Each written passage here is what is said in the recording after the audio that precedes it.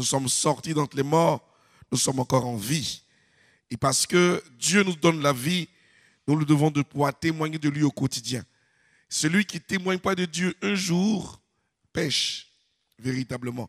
Je veux dire, celui qui ne témoigne pas de sa chrétienté, qui ne prend pas l'occasion qui lui est offerte pour témoigner, pêche.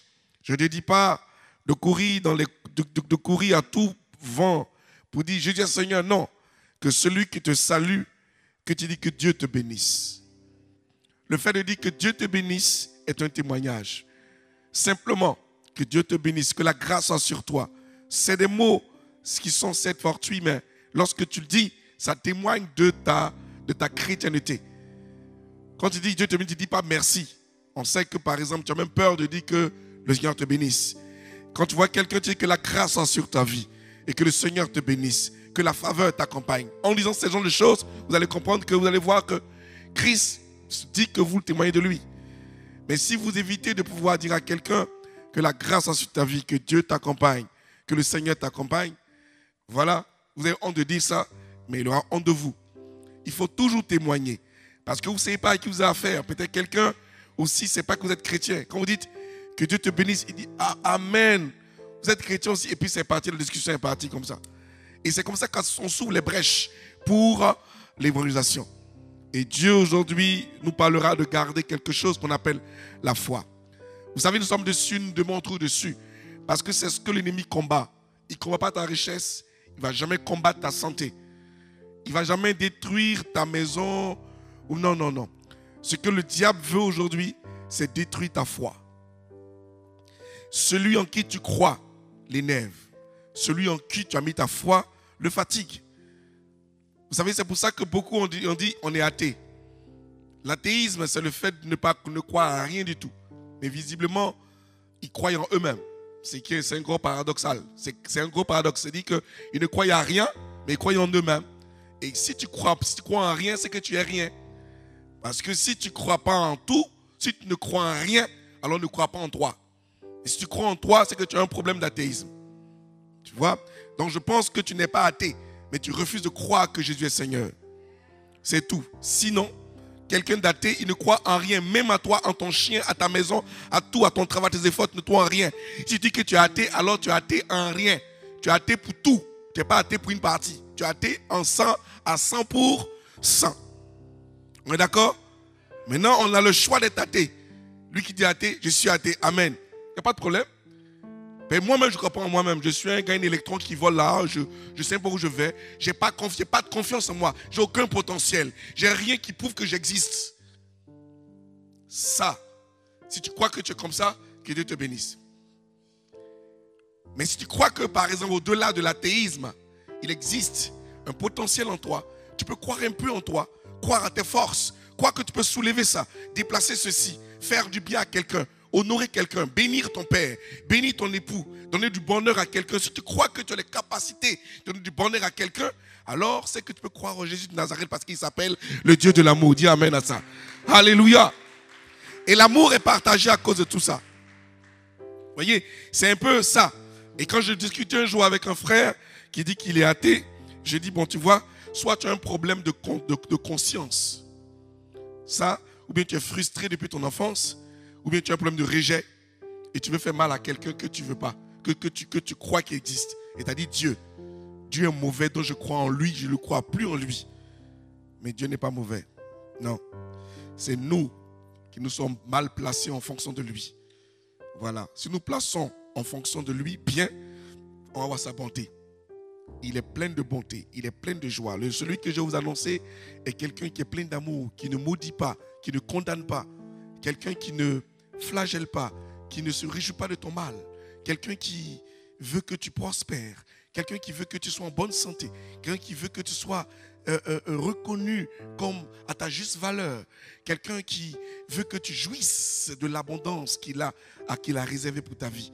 Ce Dieu-là, il n'est pas mauvais, il n'est pas du tout mauvais. Il est plutôt bon. On l'appelle le Dieu de miséricorde. Il est miséricordieux et un Dieu de bonté. Il est riche dans sa bonté. Je vous dis, très, très, très riche en bonté. À telle enseigne que sa richesse en bonté fait ramer sa colère. C'est-à-dire, il est tellement riche que pour être en colère, il rame. C'est-à-dire, il est lent dans la colère. Vous voyez, sa richesse, son abondance en bonté fait ramer sa colère. C'est-à-dire, pour te frapper, il y va au ralenti pour te frapper. Tu as le temps de fuir. Tu vois, oh, pour te bénir, il te bénit vite. Quelqu'un me comprend? Alléluia, alléluia. Alléluia. Vous savez, et ce Dieu-là, quand tu vois ce Dieu-là, il faut l'aimer, il faut l'adorer. Parce qu'il n'y a pas meilleur papa que lui. Il n'y a pas meilleur père que ce Dieu-là. C'est pour ça que le diable est fâché. Le diable est tellement fâché parce que le diable applique des lois de manière systématique. C'est-à-dire que lorsque tu le tapes, il te rend. Le tape, il est rapide, il tape vite, il blesse vite. Il tape avant de réfléchir. Il blesse avant de réfléchir. Il détruit avant de réfléchir. Ça, c'est le caractère du diable. C'est pour ça que dans le problème de la foi, il se bat pour qu'aucun des enfants de Dieu ait la foi en Jésus de Nazareth. Et c'est la foi qui est la cible de l'ennemi. Le monde entier a besoin de la foi. Les nations ont besoin de la foi. C'est pour ça qu'il s'est permis de pouvoir récupérer la domination. Vous savez ce que ça veut dire domination? Domination, si on veut faire, allons-y. Domination. En syllabes, comme au CE1. Domination. D'accord, 9 syllabes? Domination. Combien? 4 syllabes, super. Alors, vous voyez, en 4 syllabes, on a 2 mots qui se créent. Dominer la nation. Vous voyez? On acclame Dieu très fort. Alléluia. Alléluia. Vous voyez? Et chaque personne ici est une nation.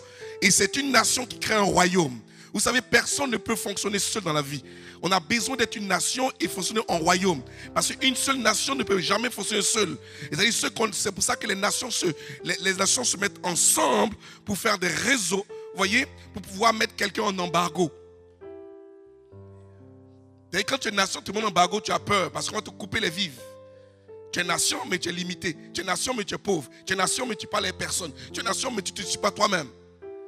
Même ton sol ne te suit pas. Tu as besoin de pouvoir demander au voisin, à la voisine, envoyez-moi de l'eau, de l'huile, ou bien du courant, ou ceci. C'est pour cela, il est très important de pouvoir, au-delà de la nation que tu es, rechercher à vivre dans un royaume pour voir comment les autres fonctionnent aussi. Est-ce que tu es prêt à vivre dans le royaume? Acclame le Seigneur très fort, alléluia. Nous sommes plusieurs nations en ce lieu.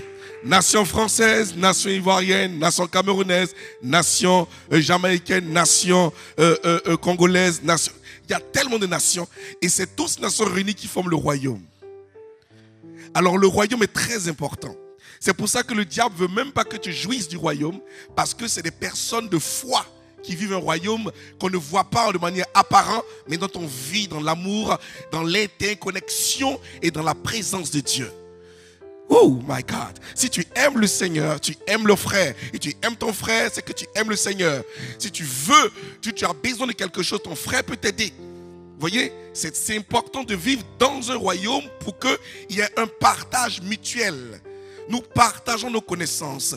Nous nous appliquons d'être ensemble. Nous recherchons à pouvoir nous aider les uns les autres.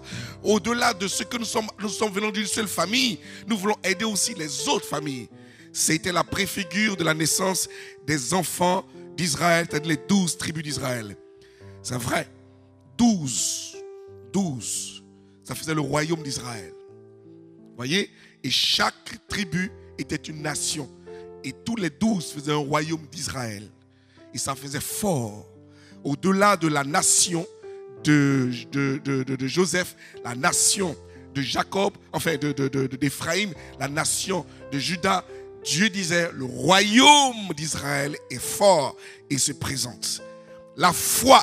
Le dimanche dernier, on a parlé un peu de ça. On a dit de nous réveiller parce que nous dormons. Et de nous lever parce que nous sommes parmi les morts. Et Dieu va nous éclairer. Lorsque tu nais de nouveau, tu as un principe de vie à mener.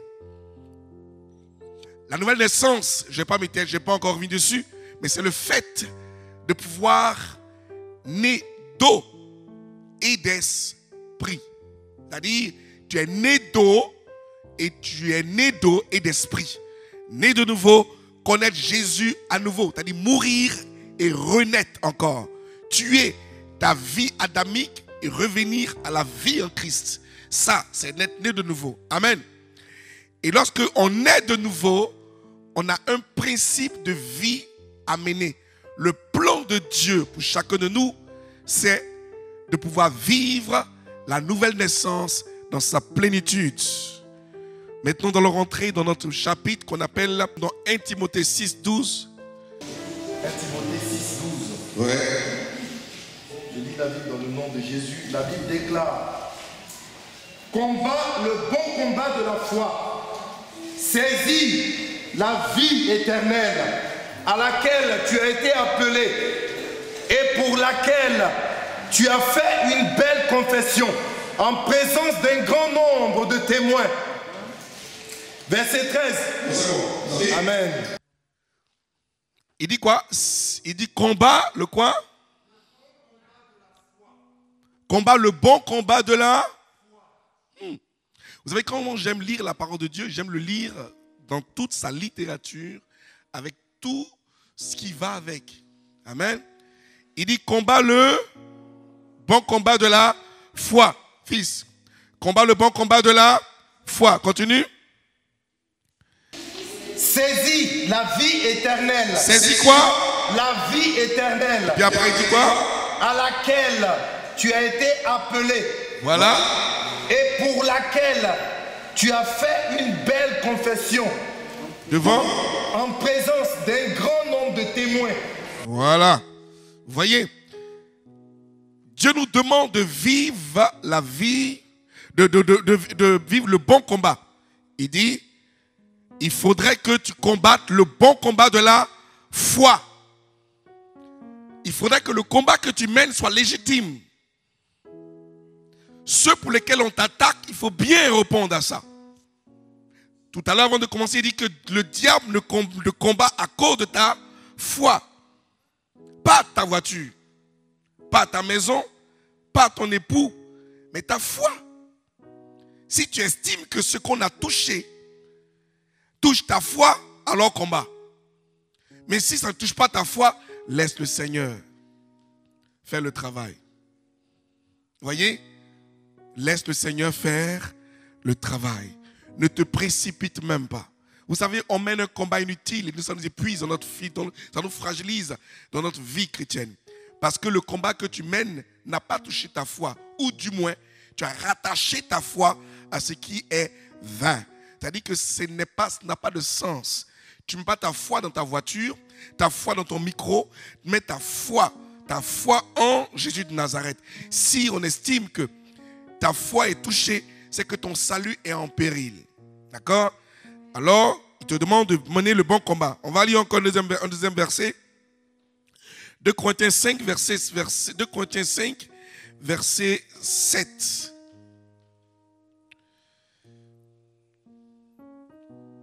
À 8.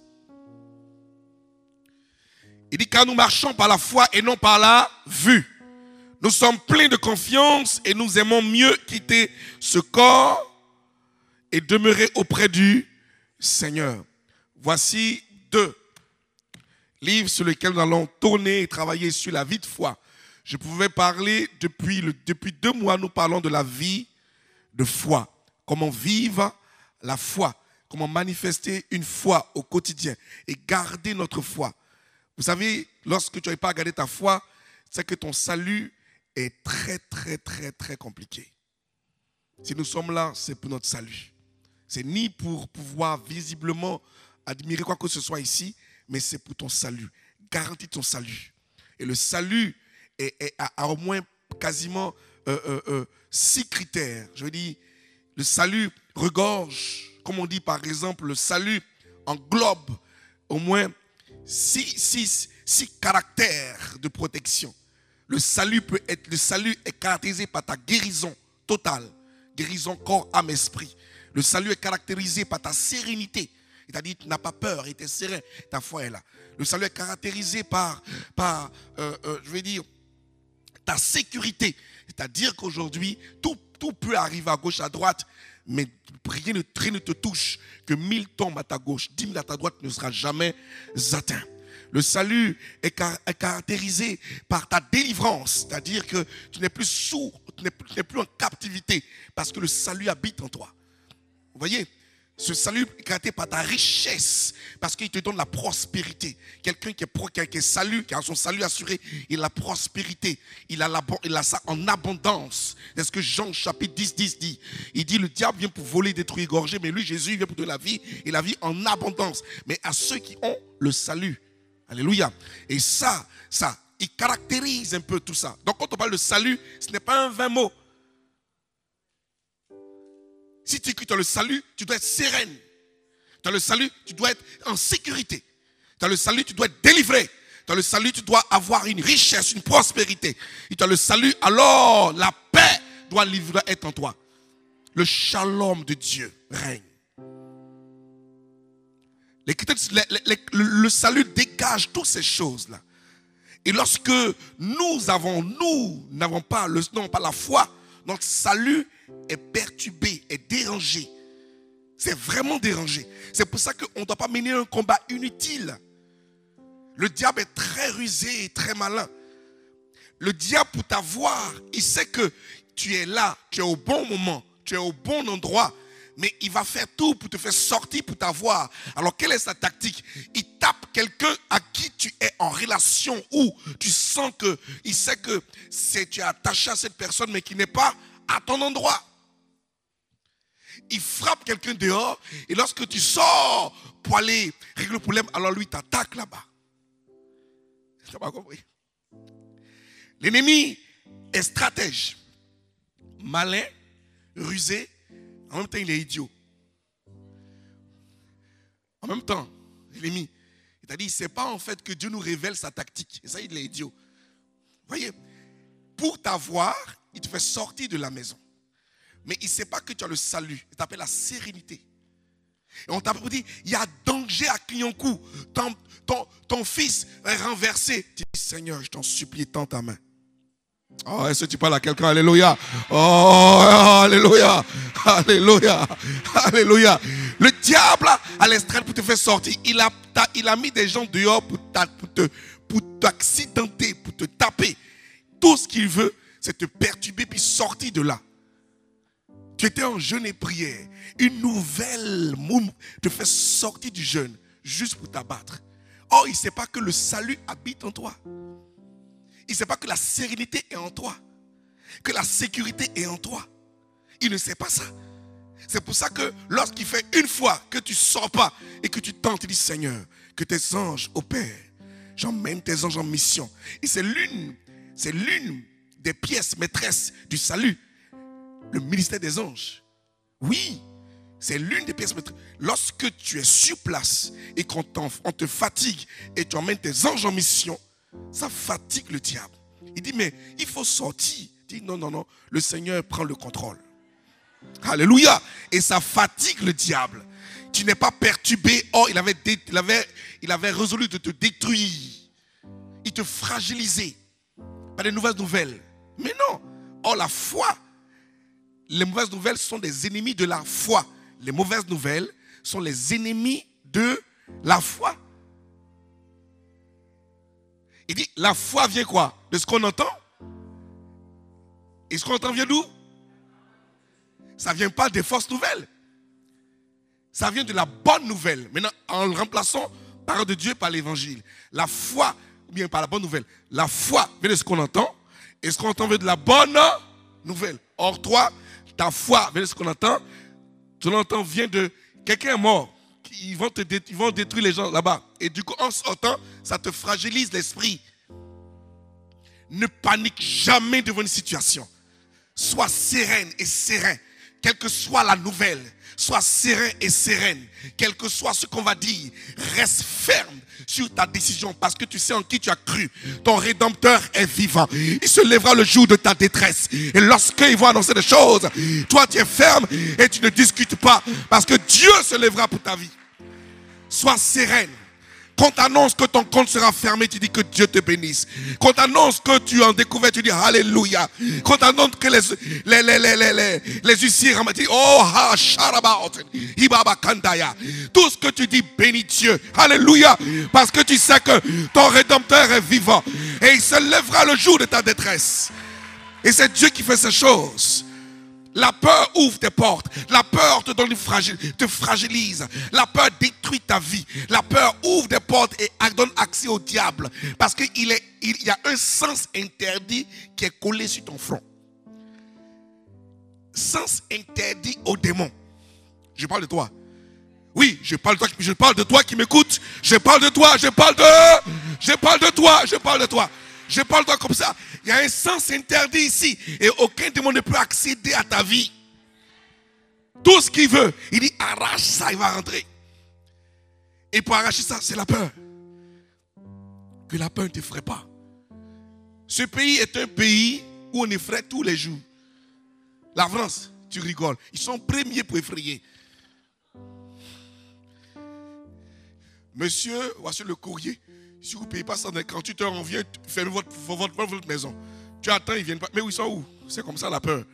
C'est-à-dire, ils mettent un cyanure. C'est-à-dire, ils t'injectent dans l'esprit quelque chose au travers le courrier. Et puis on a mis huissier de justice. Huissier de justice. Tout ça pour t'effrayer. Mais ce n'est qu'un homme. Alléluia, dis amen à ça. Alléluia. Ce n'est qu'un homme. Ta foi doit être ferme. La fermeté fait partie des caractéristiques de la foi. Ferme. Vous savez, quand on dit quelque chose de ferme, ceux qui sont musclés, il y a des gens qui font du sport. Quand on dit le muscle est ferme, c'est qu'il a été travaillé. Il a été travaillé. Quelqu'un me comprend? Non, tu n'as pas compris. Alléluia. Alléluia. Alléluia. Quand on parle de la fermeté, c'est un muscle sérieux. Un sérieux muscle. Il n'est pas tendre. Tu vois, il n'est pas flax. Ça, il n'est pas ferme là. Tu vois, non? Les chrétiens ne doivent pas avoir une foi comme ça. Mais une foi comme ça, ça ne trempe pas. C'est dur. C'est-à-dire que tu es ferme. Et Dieu dit que c'est lorsque ta foi est ferme que tu résistes au diable. Voyez? Oui. Il dit, ayez une foi ferme pour pouvoir résister au diable. Mais quand ta foi est flax, il va jouer ça, il va dire, mais ça bouge, hein. Oui, non, tu n'as pas compris encore. Tu n'as pas compris encore. Il dit ça bouge. Il faut refuser d'avoir une foi comme ça. Les foi où on dirait, ah, bon, alléluia. Ferme. Une foi ferme. La fermeté. Moi, j'aime ça. Quand tu regardes ça, tu dis, mais il est musclé. Oui. Tu travailles la cuisse du footballeur. Quand il met comme ça, tu ne passes pas. Parce qu'il est ferme. Ça, Dieu et cette fermeté n'est rien d'autre que l'assurance que tu as à ton Seigneur. Vous voyez, lorsque tu as une foi ferme, ça détermine ton assurance que tu as à ton Seigneur. Or, si tu as l'assurance à ton Seigneur, c'est que l'espoir ne déçoit jamais un gars qui est assuré. Oh, est-ce que tu parles à quelqu'un? Alléluia. Est-ce que tu parles? Tu ne peux pas avoir peur. Ton espoir, tu as l'espoir qui ne peut jamais te décevoir. Parce que tu as une assurance. Tu ne peux pas être déçu. Il faut avoir une vie de foi. Et cette vie de foi, chacun ici doit l'avoir. C'est quoi une vie de foi? Regardez, ce monde nous a créé. Lorsque Dieu nous a créés, pour ceux qui sont allés à l'école et qui vont toujours à l'école et qui ont gardé ce qu'on a appris à l'école, parce qu'il y a d'autres qui sont allés à l'école et d'autres qui ont fréquenté l'école. C'est différent. Refuse que ton fils fréquente l'école. Mais n'est qu'à là à l'école. Parce que fréquenter, il connaît tous les murs, les couleurs des murs de l'école, les toilettes, il connaît tout. Hein? Il a fréquenté tout, il a vu les couloirs, tout ça, et il est revenu. Mais l'homme qui est là à l'école, il allait à l'école pour aller étudier. Alléluia. Donc, quand Dieu nous a créés, il nous a créés afin de jouir des choses physiques sur la terre, comme ça, comme le micro que j'ai. Mais ça, avec les sens. L'homme a connaissance, c'est parti. Hein? L'homme a 5 sens. L'homme a d'abord la vue, on a d'abord l'ouïe, on a l'odorat, le toucher et le goût. Super. Et ces 5 sens-là sont donnés à l'homme afin qu'il soit en contact avec le monde physique. Vraiment pas le monde spirituel, vraiment. Tu goûtes quoi en monde spirituel? Tu vois? Le monde spirituel n'a rien à voir avec tes 5 sens physiques. Mais Dieu a établi au-delà des 5 sens physiques un 6e sens que j'appelle la foi pour être en contact avec le monde spirituel. Ça veut dire que ce que tu vois, moi je ne vois pas. Si tu as la foi, si ta foi est développée, ce que tu vois, je ne vois pas. Ce que tu touches, je ne touche pas. Ce que tu fais, je ne fais pas. En fait, tu vis une foi dont je ne vis même pas. Or, si tu vis, c'est que tu existes. Ah, quelqu'un qui vit existe. Vois, si tu vis une foi, c'est que tu existes. Mais où est-ce que tu existes? Oh, Dieu te bénisse encore. Dieu te bénisse. Alléluia. Alléluia, alléluia, alléluia, alléluia. Dieu te bénisse. Mais dans le royaume de Dieu, le royaume céleste. Mais c'est quoi maintenant une vie de foi? Une vie de foi, c'est une vie. C'est-à-dire, c'est le fait que nous imposons les principes du royaume céleste sur la vie sur terre. Et nous combattons et nous impactons le monde dont ils sont épanouis, ils sont hébétés, ils sont étonnés de ce que nous prenons quelque chose qu'ils ne voient pas et nous les réalisons sur la terre. Et ils se disent, d'où viennent ces gens-là? Mais où ils sont ces gens? C'est la foi, bien-aimés. C'est pour ça que la Bible dit qu'il y a le Dieu qui emmène en existence ce qui n'existe pas.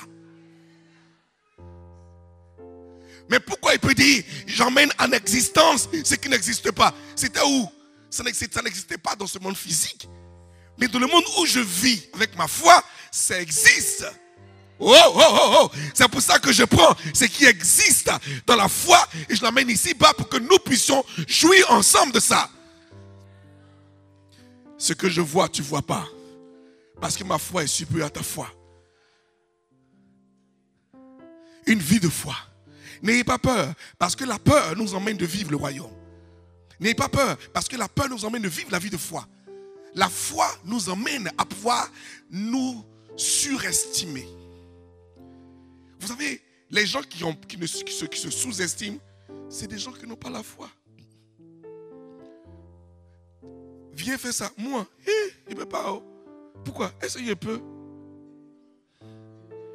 Ouais, non.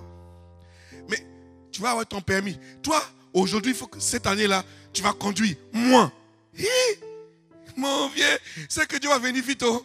C'est que vraiment, tu vois, tu te sous-estimes. Tu n'as même pas la foi pour ton permis. Aujourd'hui, tu vas te marier. Moi. Si une femme m'a vu, c'est que c'est bien. Hein? Tu vois, si une femme t'a vu, c'est que c'est bien. Tu n'as même pas la foi même pour pouvoir dire à la sœur, je t'aime. Tu as peur. Le diable t'a réduit à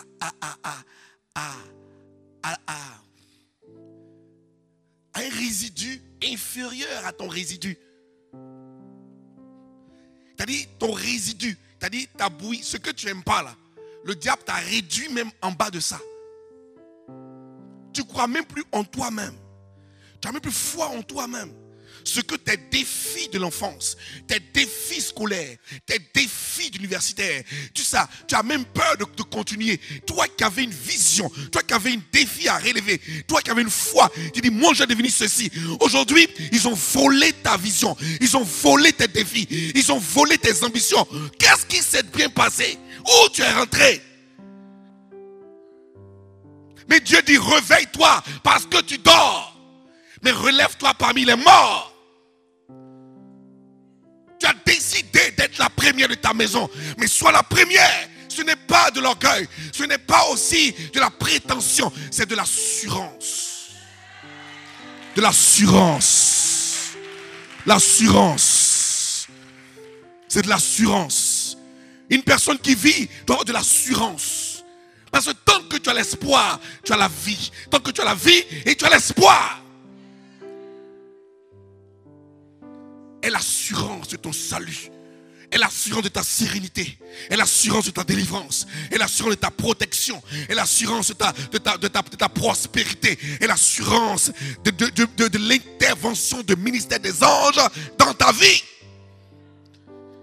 Et l'assurance.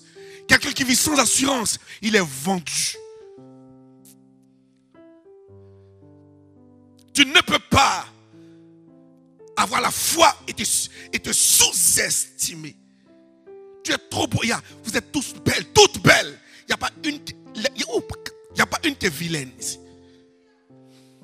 Vous êtes toutes belles. Ça veut dire que vous êtes destinés à avoir un foyer heureux. Un homme puissant, un homme riche, un homme stable, un homme de gloire, un homme qui vous respecte, un homme puissant et beau.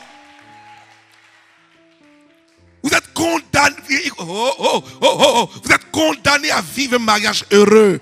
Alléluia. Woo! Condamné. Le ciel a signé. Tu ne peux pas échapper. Tu veux, tu ne veux pas. Tu vivras un mariage heureux. Tu es condamné à ça.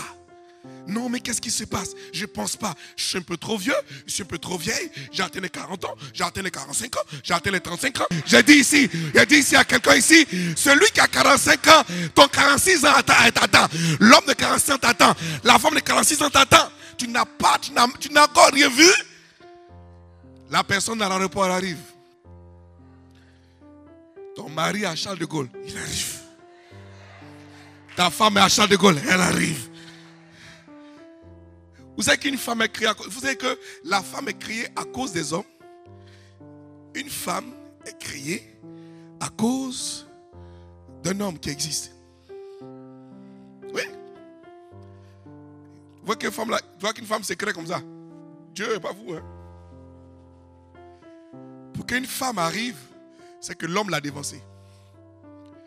Donc, dis à Dieu, je ne sais pas pourquoi jusqu'à aujourd'hui, je ne l'ai pas encore vu, mais celui qui m'a créé là, je le vois.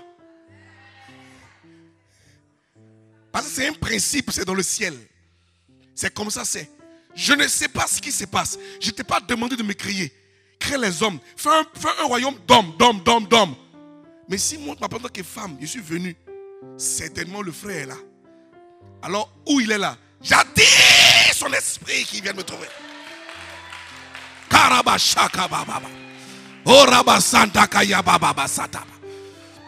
Oui, dans ta chambre, personne ne te regarde quand il parle dans ta chambre. Tu es dans ta chambre et personne ne te regarde. J'attire son esprit. Personne ne va t'entendre. Parce que c'est ta chose. Quand tu sors, hein, ça va? On va comprendre ta douleur. Si un homme n'est pas encore marié, ça peut se comprendre. Ça peut se comprendre. Parce que s'il n'est pas encore marié, il n'a pas demandé encore à Dieu. Je suis seul. Parce que Adam était triste et seul. Si toi tu es toujours gay, célibataire, gay, tu es content. Tu es content. Mais il ne va pas venir. Hein? Donc toi tu es célibataire et tu es content comme ça. Jusqu'à ils ont donné le nom. Anyway. Alléluia. Donc toi, tous les jours, tu es content. Toi, l'homme là, il n'y a pas femme, tu es content. Il y a femme, tu es content, tu t'en fous. Tu vieillis, tu es content. Non, sois triste. Tu es un homme, sois triste. Il dit là, Seigneur, il y a 45 ans, c'est triste. Pourquoi tu es triste? Tu sais très bien, Adam était triste. Tu as demandé pourquoi il est triste. Tu as su qu'il était triste. Il n'a pas demandé à Adam pourquoi il était triste. Il a su pourquoi il était triste.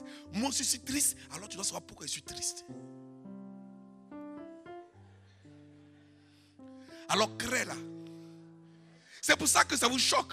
Vous voyez par exemple des personnes très âgées, ou bien de certain âge, et puis il y a 20 ans entre eux. Mon ami, il créait. Oh, alléluia. Alléluia. Il a créé. Et puis il dit, attends qu'elle va avoir 22 ans. Elle va avoir 20 ans un peu. Sinon, il est là. Attends, imagine. 40 ans. 20 ans, c'est quoi? 20 ans, tu as 40 ans, elle a quel âge? Bon, 60 ans, elle a quel âge? 60 ans, elle a 40 ans. Ça, c'est fait. Regardez, le monsieur a 60 ans. À 5 ans, à 30 ans, il s'est plaigné. Tu vois, non? Mais à 40 ans, il s'est plaint. Il s'est tellement plaint que Dieu dit, j'ai entendu tes prières. Et une femme va tomber enceinte. C'est une fille. Elle s'appelle Rebecca, c'est ta femme. Il dit, ah Seigneur, le bébé il a 40 ans. Il dit, il faut attendre un peu mon ami. Oh, essayez pas là quelqu'un. Alléluia. Il faut attendre. Elle va avoir au moins 20 ans. Oui, 20 ans. Non, attends, elle va avoir 40 ans au moins. Non, 20 ans. Seigneur, 20 ans. Il y aurait que là. Et puis, il y a mes cheveux. Le bébé, il n'est pas encore sorti. Il s'est mis dans l'enceinte. Rebecca, c'est toi qui es mariée. Dans le bébé, entends la fille qui est en face de lui, par exemple, adulte, et tu es vieux comme mon enfant. Un vieux comme mon enfant, tu vas t'apprendre. Tu dis, c'est Dieu qui a dit. Vous voyez, imagine que Dieu parle à ce monsieur. Imagine que Dieu parle à ce monsieur. Et puis il vient voir le papa. Il dit, monsieur, vraiment Dieu m'a parlé. Il y a mon âge. C'est ma fiancée qui est là. Mais j'attendrai. Il dit quoi? Prison, prison.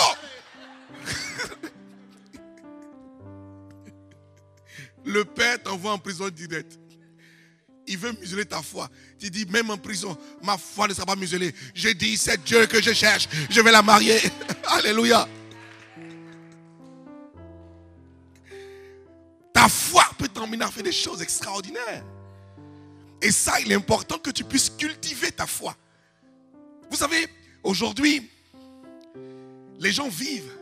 Même le monde, aujourd'hui, dehors, se demande, mais comment ils arrivent, ces gens-là, à ne pas être tristes comme nous? Vous voyez, ils sont tristes. Ils sont très, très tristes. Mais nous, on n'est pas tristes. On dit, mais c'est parce qu'on a la foi en nous. La paix fait partie des éléments de la foi. Quand tu as la paix du cœur, tu es heureux. Tu dis, oh my God, je suis content. On ne s'énerve jamais, comme quand on a foi. Un homme de foi s'énerve jamais. Un homme de foi fait tout pour être toujours joyeux. Évite d'être toujours colérique. Non, non, ça n'arrange pas le Seigneur. Vous voyez, un homme de foi, vous savez quand il énerve ce qu'il fait? Je n'ai jamais dit que la colère ne touche pas un homme de foi. D'accord? Vous avez dit pourquoi Jésus a chassé les brigands du temple. Est-ce qu'il riait? C'est vrai, il était en colère. Mais regardez, quand tu es en colère, quand tu es véritablement en colère, si tu es avec ton mari qui te fâche, prends ta route, descends un peu de la maison, va prendre de l'air et puis tu reviens. Quand il revient, le démon est parti. Si tu es un homme, que la femme te fâche, fais de même. Mais maintenant, s'il n'y a pas besoin de partir, parce qu'il fait froid, il pleut, dehors, et puis elle t'énerve quand même, la seule manière, bien aimé, soit tu chantes, soit tu fais comme je fais moi. Dis-moi comment je fais. Quand je ne sais pas chanter et qu'elle m'a mis en colère, je parle en langue, mon ami.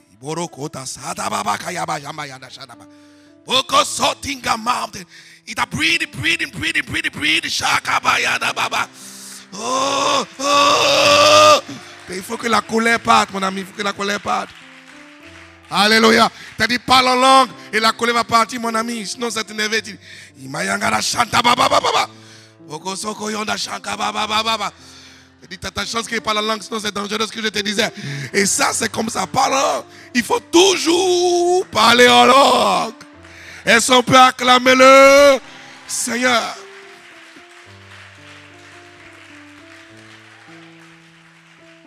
Alléluia. Je vais dire ici, pour conclure, vous savez, la Bible agrée une vie de foi, elle est recommandée par le Seigneur. Si tu es chrétien, je t'en supplie, cherche à avoir une vie de foi. Nous resterons sur ce message-là jusqu'en 2016 même. On tombera dedans. Parce que c'est le principal de chaque chrétien. Je ne sais pas comment tu vis ta vie, mais je t'en supplie, aie la foi. Je t'en supplie, recherche ta foi. Que personne ne provoque ta foi. Dis pas, je suis fâché, je ne viens plus à l'église. Non. N'attache pas ta foi à des attitudes dehors. Non. Non. Comme la fille là m'a énervé, je ne viens plus à l'église. Non. Il ne faut pas faire ça. Non. Viens. Viens. Et grandis dans ta foi. Grandis, tu verras. Et Dieu va opérer le miracle puissant de ta vie, tu vas voir. Il dit quoi? En Hébreux chapitre 11, verset 6. Sans la foi, nul n'est agréable. Voyez ça? Dans ta version. C'est bien ces personnes-là. Sans la foi, nul ne peut plaire à Dieu. Ou ta foi, sans la foi, est agréable. Le mot agréable à Dieu. Il dit que celui qui s'approche de lui doit croire qu'il existe. Qu'il est le rémunérateur de ce que nous recherchons. Je t'en supplie que personne ne te perturbe. Tu as écouté cette parole, je veux que la foi naisse en toi. Dieu t'aime tel que tu es. Personne ne te rejette. Si tu n'as pas connu une vie d'enfance bien avec tes parents, Dieu te donne une famille, celle que tu es. La famille chrétienne que nous sommes, dont je suis le berger, nous voulons t'aimer, te donner l'amour que tes parents n'ont pas pu te donner.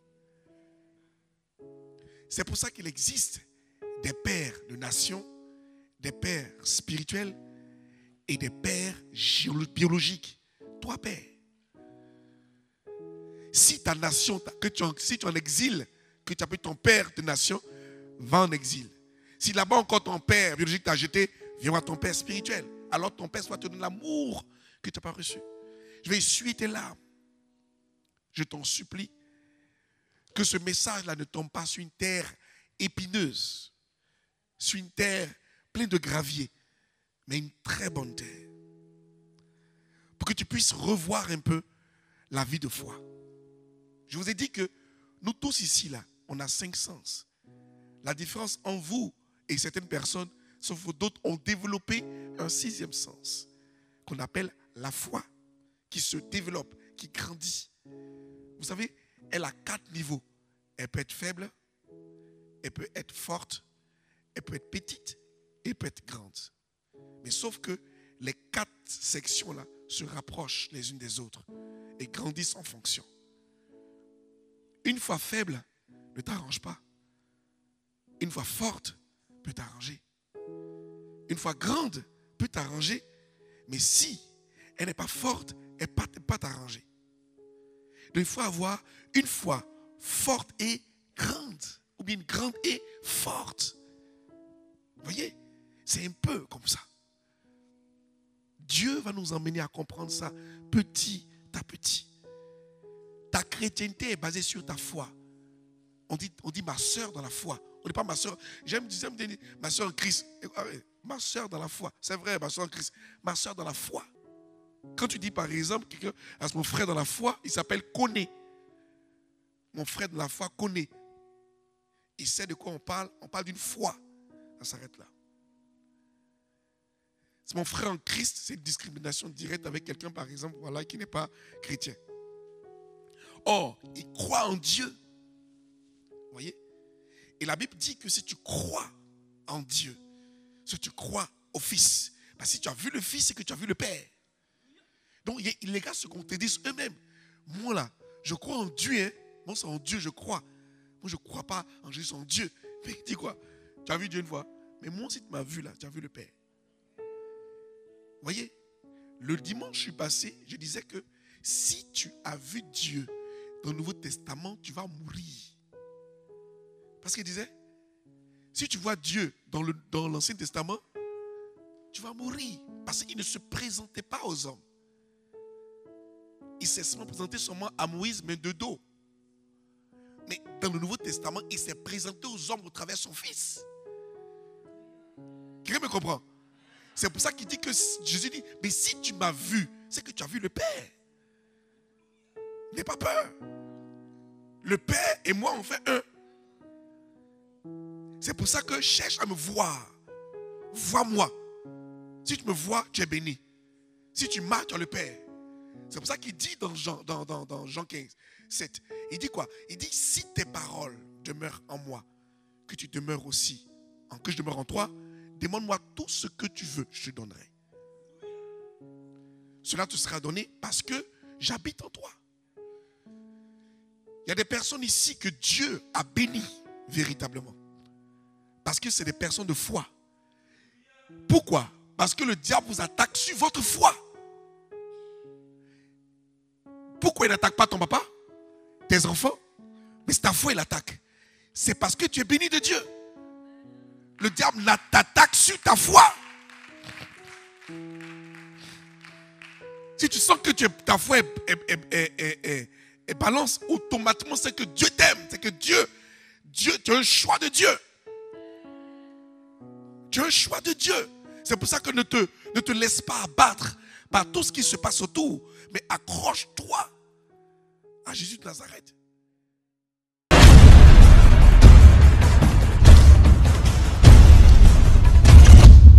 Bon, mon impression, c'est que c'est la première fois que j'assiste vraiment à un culte comme celui-ci. Et je reviendrai. J'ai bien apprécié. Une bonne ambiance, le pasteur impeccable. C'est la première fois que je venais ici. J'étais très impressionnée.